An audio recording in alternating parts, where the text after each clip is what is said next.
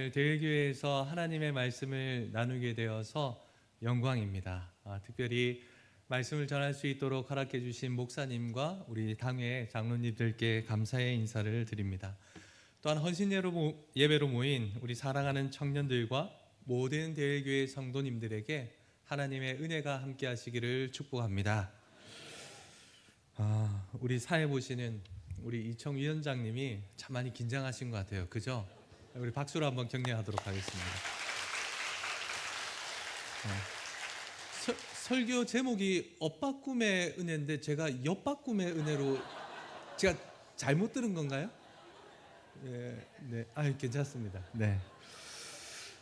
제가 부산 촌 사람인데 대구에는 몇 번 와보지를 못했습니다.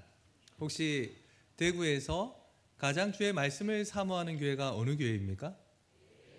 이야, 대구에서 가장 행복한 사람들이 모여있고 기도하기를 힘쓰는 교회가 어느 교회입니까? 감사합니다. 역시 제가 딱 본당에 들어왔을 때부터 좋은 교회는 다르구나 이런 마음을 가졌습니다. 혹시나 해서 제가 원고에 이런 질문도 적어왔습니다. 제가 그대로 읽어드릴게요. 대구에서 제일 센스 없는 교회가 어디인지 아십니까? 네. 대일교회 아니라고 알고 있습니다. 이 질문 안 드린 것이 참 감사한 줄 압니다. 빈말로 하는 것이 아니라 예전부터 대일교회에 대한 소식들을 참 많이 들었습니다. 대구에서 가장 뜨거운 교회, 또 열정이 있는 교회로 알고 있습니다. 제가 바르게 알고 있는 거 맞죠? 네.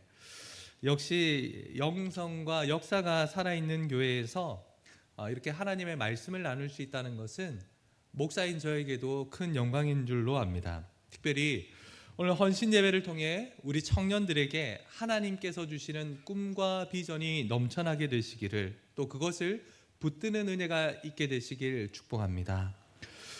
아이고 목사님 뭘 합니까? 저 내일 모레 시집 장가 가야 되는데 꿈과 비전이 웬 말입니까? 이렇게 생각할 수도 있어요.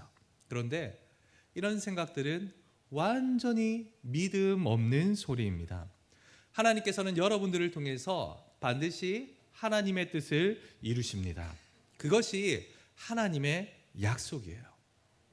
오늘 이 뜻을 이루시는 하나님의 역사가 어떤 모습으로 나타나는지 우리가 함께 살펴보려고 합니다. 여러분, 성경을 통틀어서 가장 인기 있는 책이 어느 책입니까? 창세기입니다. 내가 교회 생활 좀 해봤다 그러면 제일 많이 읽은 말씀이 창세기고요. 설교도 아마 제일 많이 들었을 거예요. 특별히 이 창세기는 한국 교회에서 연초가 되면 가장 인기 있는 말씀입니다. 왜? 연초가 되면 통도 간다고 전부 다 창세기부터 읽기 시작하거든요. 창세기 막 넘기다가 레위기 가고 이러면 마음에 괴로움이 그래서 이제 중도 포기하잖아요. 중도 포기하다가 또 은혜 받고 나면 어떻게 해요? 다시 시작해야 되겠다. 그리고 어디서 시작합니까? 또 창세기예요. 창세기는 엄청나게 우리가 많이 읽는 거죠. 그래서 누구보다 창세기의 스토리를 우리가 잘 알고 있습니다. 창세기에서 우리가 가장 주의 깊게 보아야 할 지점이 있습니다. 그냥 스토리 따라서 쫙 마구잡이로 읽는 것이 아니라 창세기의 흐름을 파악해야 되는데, 창세기의 가장 중요한 핵심이 뭐냐? 천지 창조, 그리고 타락. 그 다음에 있는 내용은 모두 다 같은 내용이에요. 뭐냐? 하나님께서 우리를 구원하시기 위한 계획이 어떻게 발전해 나가느냐, 이것을 보여주는 책이 창세기입니다. 그래서 천지 창조와 타락까지가 1장에서 3장까지 기록되어 있고, 4장에서 50장까지는 이 하나님의 구원 역사가 어떻게 이제 진행되는지 우리들에게 보여준다는 것이죠. 우리가 잘 아는 인물들만 따져도 어떻습니까? 창세기 4장에 나오는 아벨, 그리고 노아, 그리고 아브라함의 계보, 이것을 통해서 하나님의 구원이 계속 흘러가서 어디까지 도달합니까? 그리스도까지 도달하는 거예요. 자, 다시 한번 정리해 보겠습니다. 하나님의 구원의 계획이 창세기에 드러나고, 그 창세기가 아브라함까지 왔다. 그게 이제 창세기 12장이잖아요. 하나님께서는 아브라함 이전에 있었던 믿음의 조상들과 달리 아브라함에게는 확실한 약속을 주십니다. 너로 큰 민족을 이루게 하겠다라는 약속이죠. 그래서 너는 큰 민족이 이루고 복이 될 거야, 이런 약속을 주시고 그 약속이 대를 이어서 계속 흘러가는 거예요. 자, 아브라함의 뒤를 이어서 이 언약을 누가 받습니까? 예, 이삭이 받죠. 그 다음에 이삭의 뒤를 이어서 이 언약을 누가 받느냐? 야곱이 받습니다. 그래서 이 구약에서는 전능하신 하나님에 대해서 이야기할 때 하나님의 이름을 뭐라고 부르느냐? 아브라함의 하나님, 이삭의 하나님, 야곱의 하나님. 이게 무슨 호칭이냐면 전능하신 하나님에 대해서 말씀하는 거예요. 자, 그러면 여러분, 아브라함, 이삭, 야곱 중에 제일 부실한 사람은 누굽니까?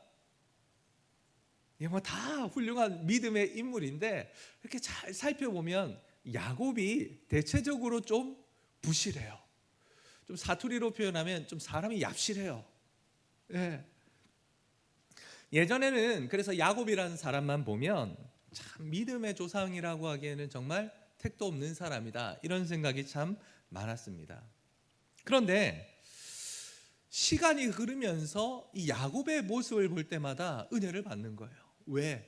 나의 모습과 비슷하기 때문에 그렇습니다. 부실해요, 거짓말 잘해요, 사기도 잘 쳐요. 제가 그런 사람이라는 의미는 아닙니다. 어쨌든 부실한 거예요. 그런데 그 부실한 사람이 하나님의 손에 의해서 만들어져서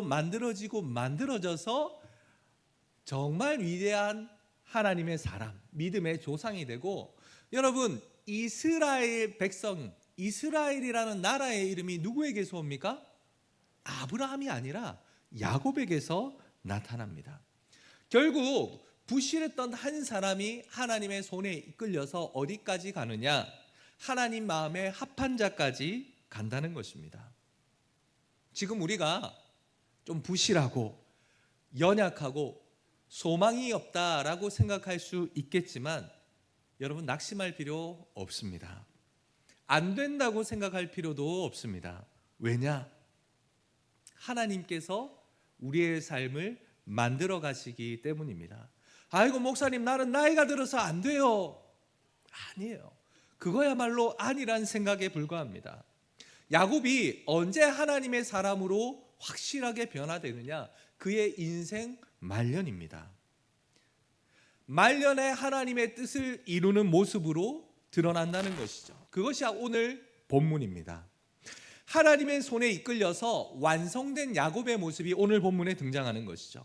항상 부실하고 불평하고 남에게 책임 전가하고 이랬던 야곱이 정말 죽기 전에 마지막 순간에는 온전한 하나님의 사람으로 변하더라는 것입니다. 오늘 우리가 읽은 말씀은 내용이 무엇이냐? 야곱이 요셉의 두 아들들을 불러서 요셉의 두 아들들에게 축복하는 장면입니다. 야곱이 자신의 아들이 여러 명이나 있지만 자신의 아들에게 축복을 하지 않고 요셉의 아들들 한 대를 건너가서 이 요셉의 두 아들들에게 축복을 하는 것이죠. 누가 축복을 받느냐? 오늘 본문에 등장하는 사람이 축복을 받는 대상이 므낫세와 아브라함입니다.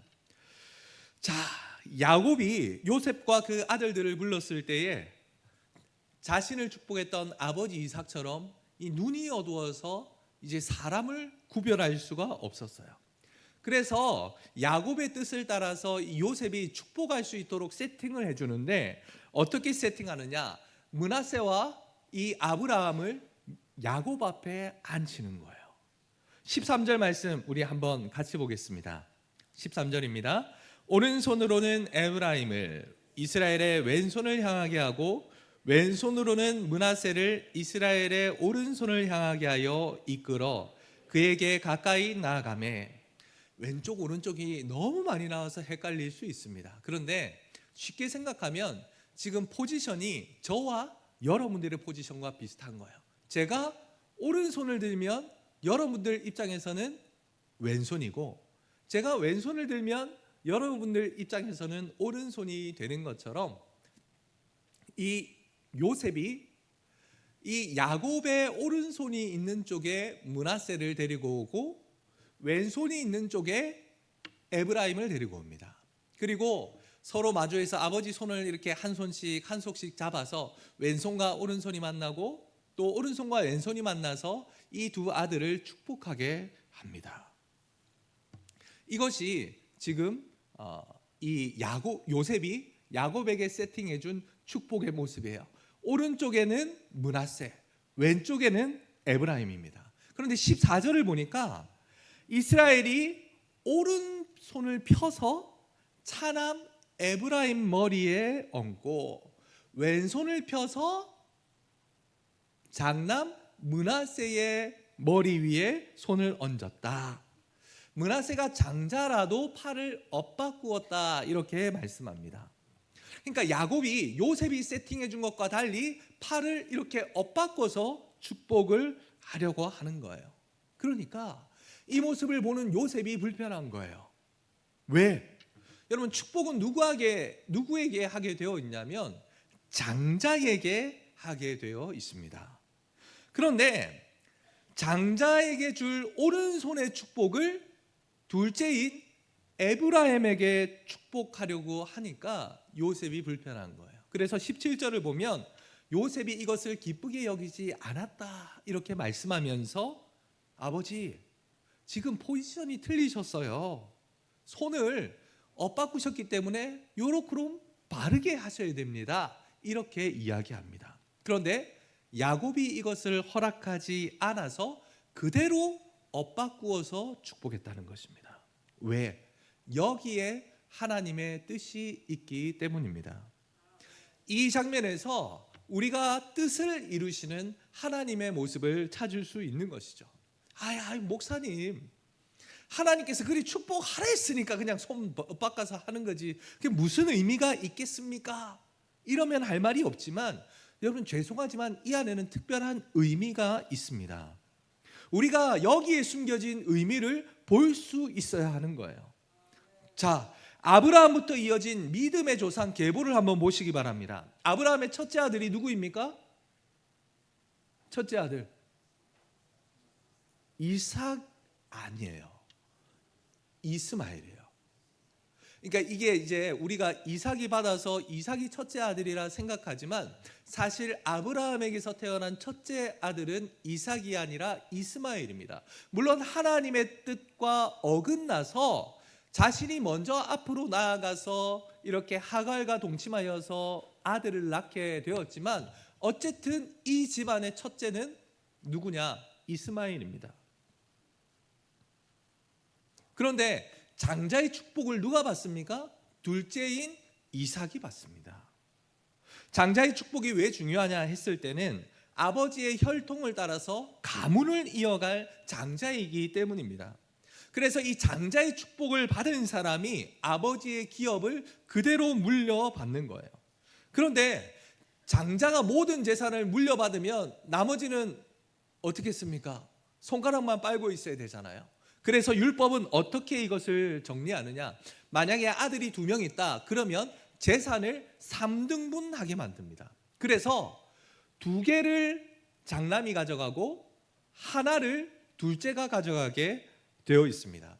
가나안에서 우리가 땅 분배를 할 때에 가장 많은 땅을 받았던 지파가 어느 지파냐면 유다 지파와 에브라임 지파입니다. 유다 지파는 인구가 워낙 많아서 그렇게 큰 땅을 받았고, 에브라임이 큰 땅을 받은 가장 중요한 이유가 뭐냐면 이 야곱을 통해서 장자의 축복을 에브라임이 받았기 때문에 다른 사람들보다 꽃배기로 땅을 받은 거예요. 그만큼 장자의 축복이 중요하다는 것이죠. 아버지의 유업을 이어간다는 상징성과 정통성을 부여하는 겁니다. 그런데 아브라함의 유업을 둘째인 이삭이 이어받습니다. 자, 그러면 여러분, 이삭이 낳은 아들이 누구입니까? 에서와 야곱이에요. 첫째는 누구요? 에서. 둘째가 야곱인데 누가 장자의 축복을 받습니까? 야곱이 받습니다. 둘째가 또 축복을 받는 거예요. 그리고 오늘 본문을 보면 야곱은 자신의 아들들을 건너뛰어서 요셉의 아들을 축복하는데 첫째가 므낫세고 둘째가 에브라임인데 누구에게 장자의 축복을 합니까? 에브라임에게 하는 거예요. 여러분, 하나님께서 상속 제도를 정하실 때에 장자에게 유업을 물려주게 하셨습니다. 장자면 큰 아들이에요.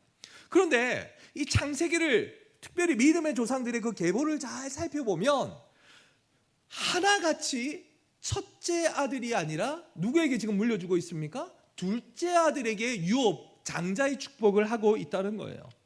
장자에게 물려줘야 한다는 원칙이 있음에도 불구하고 하나님께서는 의도적으로 이 상속권을 둘째에게만 계속 주고 계신 거예요. 왜?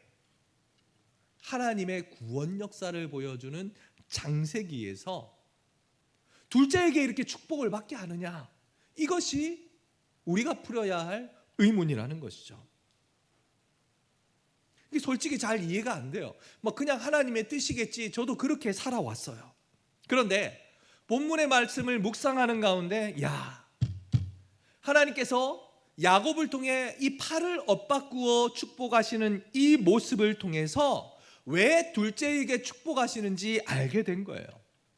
여러분, 한 나라를 세울 때 가장 중요한 게 무엇이냐면 이제 법적으로 영토가 있어야 되고 이런 법적인 용어를 말고 나라가 정말 제대로 굴러가기 위해서는 원칙이 중요합니다.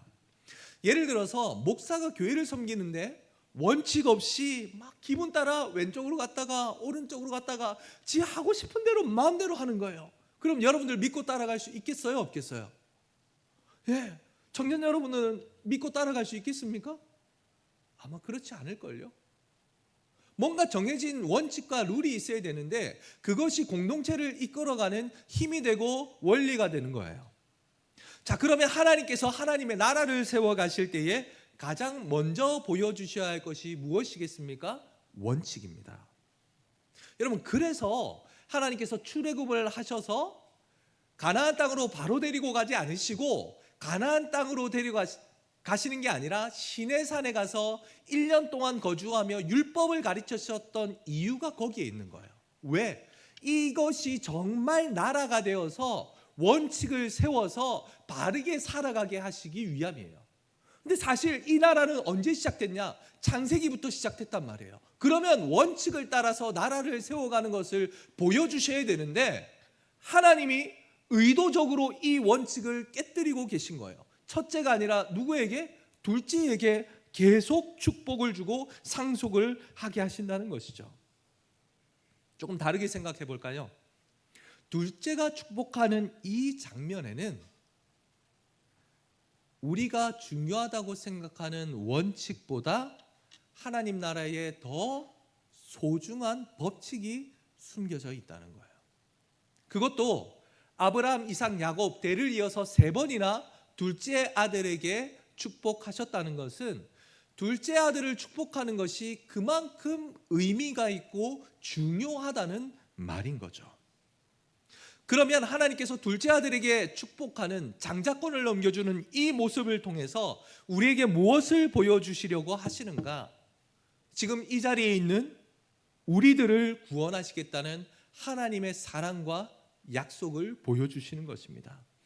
내가 약속한 대로, 내 언약대로 너희들을 반드시 구원하시겠다는 의지를 둘째 아들에게 하시는 축복을 통해서 보여주는 거예요. 뭔가 좀 생뚱맞죠? 설명을 해드리겠습니다. 우리가 아는 창세기는 어디를 향해 가는 스토리냐? 그리스도를 향해 가는 스토리입니다. 구원의 흐름이 이어지는 스토리이죠. 그래서 그 구원이 아브라함에게서 이삭, 이삭에게서 야곱, 그래서 그리스도에게까지 간다고 했습니다. 비록 당시에 살았던 이 믿음의 조상들은 예수 그리스도를 보지 못했지만 그 자녀들도 그리스도를 보지 못하고 어떻게 구원받는지 눈으로 확인하지는 못했지만 하나님께서 지금 팔을 엇바꾸어 하시는 이 축복의 장면을 통해서 내가 베풀 구원이 이것이라는 것을 명확하게 보여주시는 것입니다. 왜 그런가? 여러분, 하나님 나라의 장자는 누구입니까? 하나님 나라의 큰 아들 모르십니까? 예수 그리스도. 하나님 나라의 장자는 예수 그리스도입니다. 그래서 하나님께서 만약에 그 천국을 누군가에게 물려주시면 누구에게 물려주셔야 되느냐? 독생자 예수 그리스도에게 물려줘야 합니다. 그런데 하나님께서 우리를 어떻게 구원하시느냐? 장자이신 자신의 아들을 이 땅에 보내셔서 우리를 대신해서 십자가에 못 박으시는 거예요. 우리의 죄를 대신 짊어지고 돌아가시게 하셨습니다. 그리고 그 예수 그리스도를 통해서 우리는 하나님의 자녀가 되는 놀라운 권세를 누리게 된 것이죠. 그래서 하나님에게 자녀가 된 우리들을 하나님 나라의 기업으로 삼으시고 하나님 나라를 물려받게 하셨습니다. 이거 다 성경에 있는 내용이에요. 지어낸 것이 아니라 축복받을 장자에게 하나님께서 축복을 내리지 않으시고 축복의 반면에서 멀리 떨어져 있는 둘째에게 복을 내리시는 것, 팔을 엇바꾸어 축복하시는 이 모습을 통해서 예수 그리스도에게 올라갔어야 할 손이 우리들에게 지금 올라가고 있는 거예요. 그리고 우리들을 향해서 올라가야 할 그 손이 예수 그리스도를 향해 올라가고 그 예수 그리스도를 십자가에 못 박으셔서 우리로 하나님의 자녀로 살아가게 하셨다는 것이죠. 그것을 무엇이 보여주느냐? 팔을 엇바꾸어 하는 이 축복을 통해서 깨닫게 된다는 것입니다.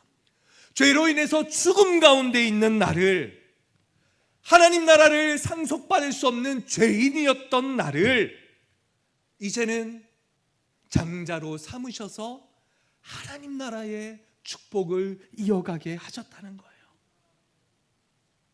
그러나 진짜 그 나라를 물려받으셔야 하는 우리 예수님께서는 장자에게는 우리를 대신해서 죽음을 주셨다는 거예요. 자격 없는 우리들에게 오른손을 올려주시고 우리의 모든 짐을 그리스도에게 전가시키셔서 팔을 엇바꾸는 이 축복을 통해서 우리에게 구원을 베푸시고 우리 하나님께서 은혜를 베푸실 것이라는 모습을 보여주고 계신 것입니다.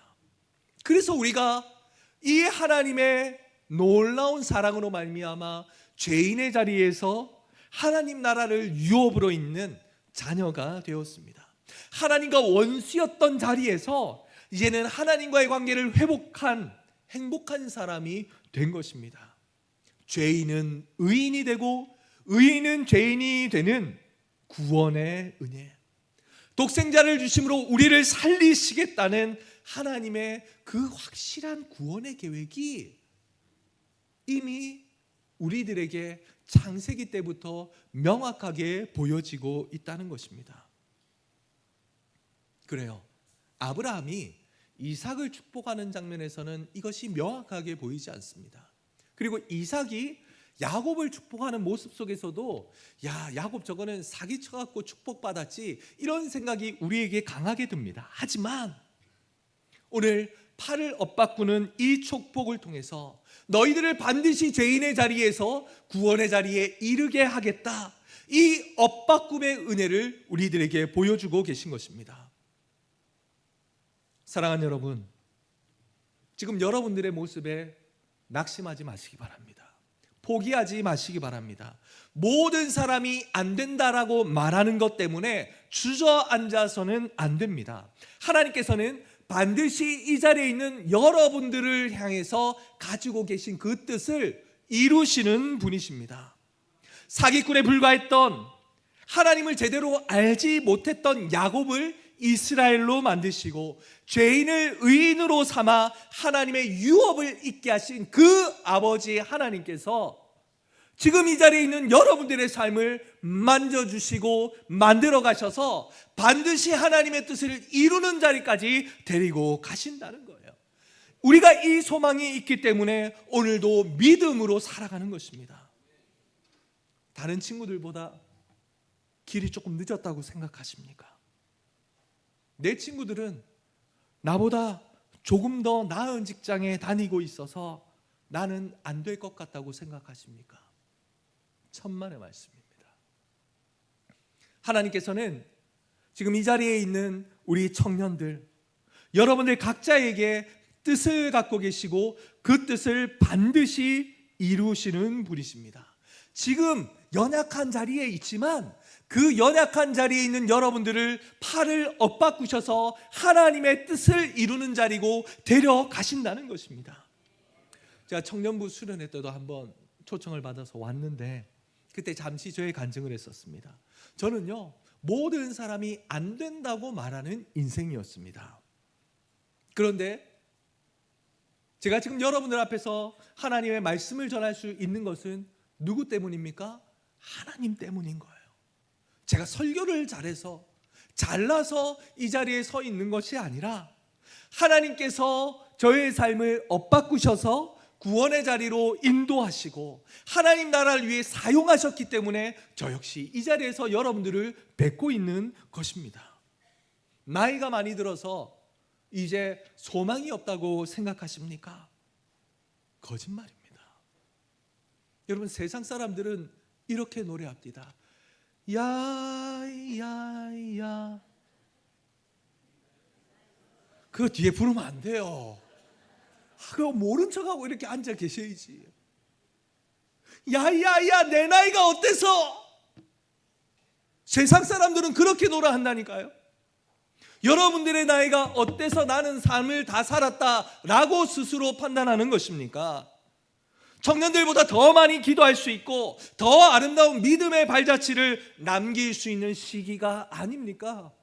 대일교회가 여기까지 성장해서 지금 이룰 수 있었던 것이 누구 때문입니까? 하나님의 은혜이기도 하지만 믿음의 선배들이 계셨기 때문에 그런 것입니다. 그분들의 발자취를 통해서 여러분들이 이 자리까지 왔는데 이제는 여러분들이 그 발자취가 되어주셔야 하는 거예요. 저희 교회도 믿음의 선배들이 어마무시하게 많습니다. 원로 장로님이 10분이고요 은퇴 장로님이 9분이에요 저희 동네 원로 장로님 다 합해도 저희 교회 원로 장로님 숫자만큼도 안 돼요. 야, 남들은 이 얘기를 들으면 아이고야 목사님 장로님 많아서 힘들겠네. 그게 다 몰라서 그렇게 이야기하는 겁니다. 좋은 믿음의 선배들이 많으니까 얼마나 좋은지 몰라요. 얼마나 행복한지 모릅니다. 늘 교회를 위해 기도해 주시고 바른 신앙인의 삶이 무엇인지 보여주시는 그 선배들이 있기 때문에 모든 성도들이 그 선배들의 발자취를 따라서 그리스도를 닮아가는 삶을 살 수 있는 거예요. 어르신들이 많아서 행복한 거예요. 지금 이 자리에 계신 믿음의 선배들에게 이 엇갈림의 은혜가 있으시기를 축복합니다. 사랑하는 우리 청년들, 이 엇갈림의 은혜를 통해 하나님의 뜻이 여러분들의 삶에 이루어지게 될 것입니다. 그래서 누구보다 하나님께 붙들린 삶, 그리스도를 인해서 행복한 삶 살아가게 될 것입니다. 희망 고문하는 게 아니라 그게 사실이에요. 그러니까 안 된다 이야기하지 마시고 믿음 안에서 소망을 품고 비전을 품고 그리스도를 붙들고 나아가는 거예요. 제가 잘 아는 목사님이 있습니다. 이 목사님은요 버릇이 뭐냐면 입만 뻥긋하면 안 된다. 입에 달고 살아요. 목사님 이것 좀 이렇게 하면 안 된다. 나는 안 된다. 맨날 저보고 이래요. 니는 잘나서 괜찮지? 나는 못나서 안 된다. 에레기. 된다 해도 될똥말똥 한 판에 안 된다 이러니까 될 것도 안 된다. 목사가 되어서도 죄송하지만 목사가 되어서도 이 엇갈림의 은혜를 모르니까 그저 눈앞에 있는 것만 보며 살아가니까 죽을 일 쌓였구나. 맨날 그 찬양만 하는 거예요. 죽을 일 쌓였구나. 안 될 것만 눈에 보이는 거예요. 그러나 이 자리에 계신 모든 분들은 믿음의 눈을 들어서 나를 구원하신 엇갈림의 은혜를 바라보시기 바랍니다. 그 엇갈림의 은혜를 인하여서 여러분들의 삶은 어찌 되었든 하나님의 뜻대로 인도함을 받아서 하나님께서 천국으로 데려가시고 여러분들의 삶을 반드시 책임지고 마실 것입니다. 꿈을 품으십시오. 소망을 품으십시오. 그래서 믿음의 길을 걸어가시는 대일교회의 용사들이 되시기를 주님의 이름으로 축복합니다. 우리 자 말씀 생각하면서 함께 기도하겠습니다. 기도할 때 주님, 오늘도 우리들에게 엇갈림의 은혜를 주셔서 감사합니다. 죄로 인하여 죽었던 저희들, 소망이 없는 우리들을 사랑하셔서 그 죽음을 예수님에게 전가하시고 나를 살리신 그 아버지 하나님의 은혜를 생각하며 오늘도 그 엇갈림의 은혜를 바라보며 하나님 한 분만 붙들며 나아가겠사오니 하나님 내 삶을 인도하여 주시고 내 삶을 통하여 하나님의 뜻을 이루어 주시옵소서. 이 시간 함께 기도하며 나아가시겠습니다. 아버지 하나님 감사합니다. 오늘도 사랑하는 저희들에게 귀한 말씀 주시니 감사합니다. 오늘 주신 이 말씀처럼 하나님 이 엇갈림의 은혜가 오늘 우리의 삶에도 있기를 소원합니다. 나를 구원하신 그 하나님의 은혜로 말미암아 하나님 내 삶의 아버지의 뜻을 이루어지고 아버지께서 끝까지 내 삶을 책임지셔서 천국까지 인도하여 주시옵소서. 안 된다 생각하는 것이 아니라 지금 이곳에서 그 누구보다 행복한 삶을 살아가는 청년들이 되게 하여 주시고 내 삶에 이루어질 하나님의 뜻을 믿음으로 바라보는 죄 백성들이 되게 하여 주시옵소서. 나는 나이가 들어서 안 된다 라고 말하는 것이 아니라 그렇기 때문에 더욱 하나님의 은혜를 붙들고 기도하며 아름다운 믿음의 발자취를 남겨나가는 우리 선배님들 되게 하여 주시옵소서. 아버지 하나님, 오늘도 저희들에게 귀한 은혜 주시니 감사합니다. 우리들이 엇갈림의 은혜를 받은 자로서 우리의 삶에 반드시 아버지의 뜻이 이루어질 것을 믿음으로 바라보게 하여 주시옵소서. 안 된다 말하고 좌절하고 낙심하는 것이 아니라 하나님께서 이루어내실 그 놀라운 뜻을 믿음으로 소망 가운데 바라보며 늘 행복한 삶 살아가는 우리 1청년 2청년과 사랑하는 대일교회 주의 백성들 다 되게 하여 주시옵소서. 감사드리오며 구주 예수님의 이름으로 기도하옵나이다.